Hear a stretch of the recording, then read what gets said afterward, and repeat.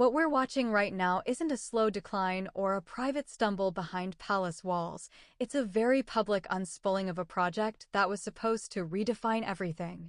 The post-royal reinvention, the humanitarian pivot, the promise of purpose beyond titles, all of it is now cracking in real time. Within hours, two stories collided: a silent retreat from a deeply emotional charity initiative, and a royal controversy so explosive that an entire newspaper article vanished overnight. And once you connect the dots, a far more uncomfortable picture starts to emerge. Without a press release, without a farewell message, and without any real explanation, Harry and Meghan quietly stepped away from the Parents' Network, an initiative tied to families who had suffered unimaginable loss linked to online harm. Reports indicate the project was transferred to another organization, complete with branding and infrastructure, while Archewell provided funding for just 1 year of operations. On paper, it looks orderly, even generous, but the silence surrounding the move immediately raised eyebrows, especially given how prominently the initiative had been featured only months earlier. That silence hit harder because of what came before. The Parents' Network had been placed front and center during a high-profile television interview, where grieving families were presented as the emotional backbone of a wider conversation about digital safety. Critics now claim those parents were elevated during moments of maximum visibility, only to be left behind once the spotlight moved on. While supporters argue this was always meant to be a temporary incubation, others say the optics are troubling because when grief is involved, perception matters just as much as intent. Archewell sources insist this transition fits a familiar pattern: start a project, build it up, then hand it over to an independent group. But that explanation has struggled to gain traction, largely because no clear roadmap was ever communicated to the families involved. Observers point out that truly sustainable handovers usually involve long-term commitments, not a single year of funding and a quiet exit. And once that doubt set in, a much bigger question followed close behind. Behind the scenes, there has been growing speculation about financial strain. Reports and commentary suggest that maintaining an ultra-luxury lifestyle while funding multiple initiatives may not be as effortless as once portrayed. None of this has been confirmed, but critics argue the pattern is familiar: ambitious announcements, followed by scaled-back commitments.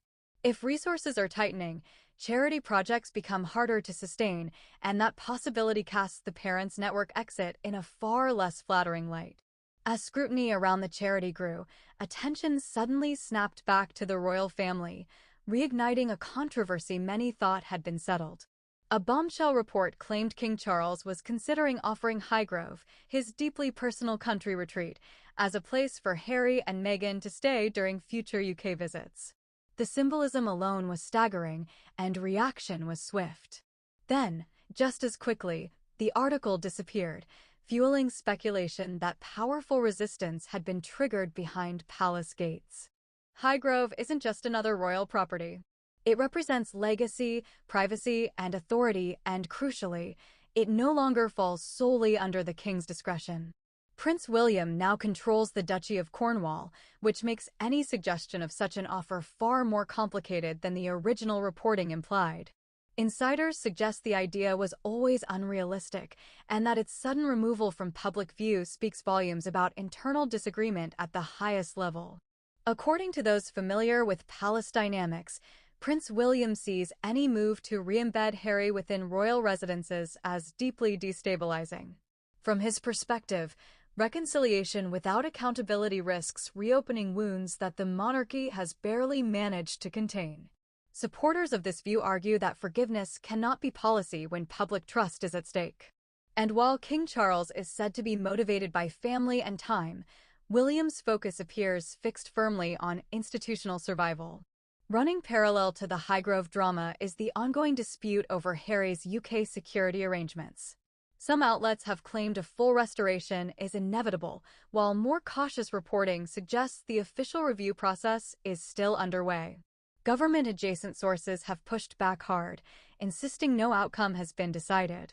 Critics argue that confidently declaring a result before it exists may be an attempt to pressure the system into compliance, a tactic that, if true, risks backfiring badly. This is where the narrative becomes especially murky. Time and again, stories emerge presenting major decisions as settled facts, only for institutions to quietly deny them later.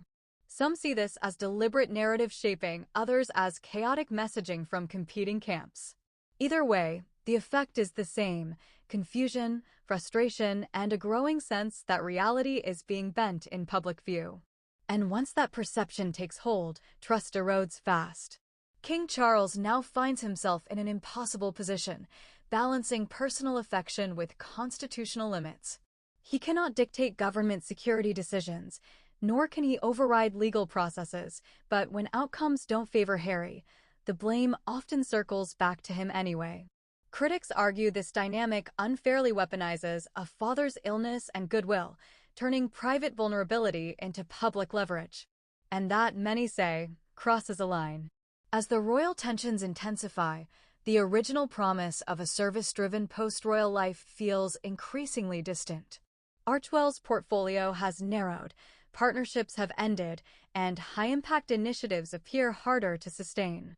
Observers note that when messaging shifts from mission to defense, something fundamental has gone wrong.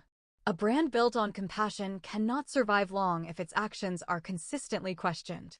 Perhaps the most damaging critique is the idea that relationships, whether with charities, media outlets, or even family, have become transactional. Support given when useful, withdrawn when inconvenient. This perception, fair or not, is now widespread, and it's being reinforced by every quiet exit and deleted headline. Once audiences begin to see a pattern, reversing it becomes exponentially harder. This may be remembered as the moment when the illusion finally cracked. The charity retreat, the Highgrove controversy, the security dispute, they're not isolated incidents, but interconnected signals of a strategy under strain. Whether this is a temporary stumble or the beginning of a deeper reckoning depends on what happens next. But one thing is clear: narratives can be managed, headlines can be pulled, and statements can be spun, but credibility, once lost, is far harder to reclaim.